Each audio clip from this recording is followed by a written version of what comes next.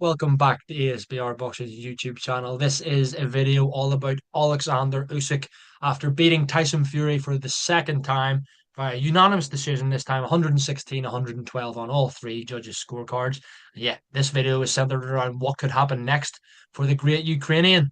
Thomas, thanks very much for jumping on and joining me, mate. Always enjoy doing these videos with you. Guys, before we get into it, please do subscribe to the channel, hit that like button, and drop in the comments what your thoughts are on what we're about to discuss and who you want to see Usyk face next, what you want his next move to be. Thomas, as I said, this is all about Usyk. He beat Tyson Fury for the second time. You know, he's an undisputed cruiserweight champion, was an undisputed heavyweight champion. I mean, some people saying he could hang in any era of heavyweight, and I probably agree. What a fighter, just the complete package, a class act inside and outside of the ring as well. But yeah, what do you want to see him do next, mate? Because I think he's still undefeated. There's a couple of names, obviously, in the heavyweight division who he hasn't fought, maybe on the up, but he has beat. He's beat Joshua twice. He's beat Fury twice. He's beat Dubois. What else do you see him doing at heavyweight? Um, yeah, like many have said, within the past day since the fight has happened, you could easily hang it up now. I mean, he has nothing left to prove. But uh, me personally, and I'm sure obviously everyone else knows he has a lot left, and I would like to see him carry on and keep fighting. And if he were, I think perhaps the most logical matchup would be the winner of Dubois and Parker. You know, obviously we saw Dubois in the ring last night. So it seems as if that very well could be the next possible matchup for Usyk. It seems like Usyk is going to keep fighting. So yeah, I think that's the one to do, to be honest. I I think that Dubois has done enough in the meantime to um, earn the rematch. If he gets past Parker, of course, we can't overlook that. And then if Parker wins that, he's done more than enough to deserve that fight. So yeah, I think that both matchups would be interesting for Usyk, and I would like to, you know, I would like to see how he does against Zhang and Bacoli as well. So yeah, he's accomplished all there is to accomplish really in terms of like becoming undisputed and winning like all the biggest fights. But I still think there's some contenders out there that um would be great for him to fight against. For sure, Thomas, for sure. The Dubois one, I suppose, there's that, I suppose there's that narrative there as well with the whole low blow thing, and whether you thought it was low or not.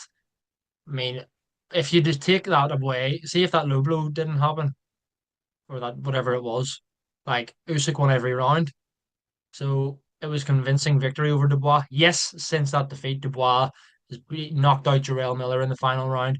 He stopped Filip Hrgovic and he stopped Anthony Joshua. He's on an incredible run in the form of his life, maybe coming into, well, he's not probably not even anywhere near his peak yet. He's still only, what, 27 years old. But yeah, I can see it makes sense. And he'll still think that, you know what, I could actually hurt. I hurt Usyk to the body. That was a body shot. That wasn't low. I can do that again. I can get Usyk out of there.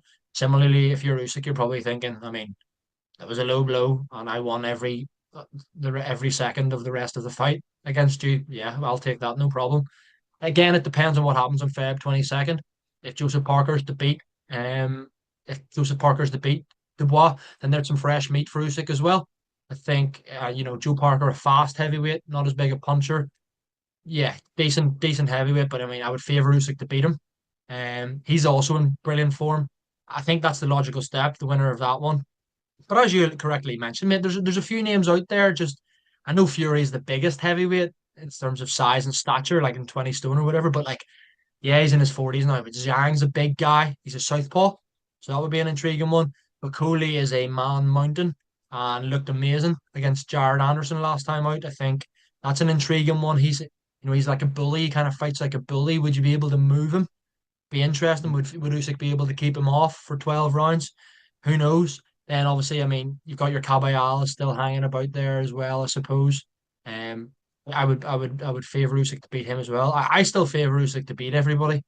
If I'm honest, I can't see a name out there that I would back with confidence to beat Usyk at heavyweight. So yeah, for me, mate, I think I'm glad to see him fight on, but equally, if he turned around and was like, "Do you know what? There's nothing left for me to prove. I'm hanging them up." Mate, you go do that. You've more than deserved it. You've had an incredible career and you go down in history as one of the greatest fighters to ever live. So fair play if he did that. Selfishly, as boxing fans, we do want to, we always want to see these guys keep fighting. But he is what? He's going to be 38 in a few months. Does he need to fight on? Probably not. Does he want to? Yeah. Do I want him to fight on? Yeah, he's brilliant. And I don't think he's shown. Yeah, maybe past. He's maybe a couple fights past his best, Usyk, but he's still the best out there. He's the best heavyweight in the world. So even if he is past his best, he is still the number one. I think there's no disputing that. So yeah, those fights make sense, mate. I can see them happening, and yeah, and if he is to fight on at heavyweight, yeah, for sure, I'm open to all of those options. Another thing that I wanted to ask you, Thomas, before we wrap up is he did an interview during the week, and I think he kind of, I don't know whether it was tongue in cheek, Usyk, or whether he said, "Yep, I'm happy to go. I want to go down to cruiserweight after this again, just because I'm done at heavyweight. I've beat everybody. I'll move back down to cruiserweight because it's my natural weight." Is that something that appeals to you? The Jai Opetaia fight, everyone kind of recognizes him as the number one in the division. The Zurdo Ramirez, whether or not those two fight each other, they're probably the two best cruiserweights in the world right now, I think, for most people. Are they fights that intrigue you at all? A move down to cruiserweight for the great Ukrainian? Oh boy. Uh, I know that he's talked about going back down to cruiserweight.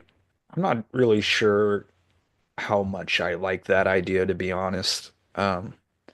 Just given how much time he's spent at heavyweight, over the last several years. I think it's been like at this point like 4 or 5 years now, perhaps even longer.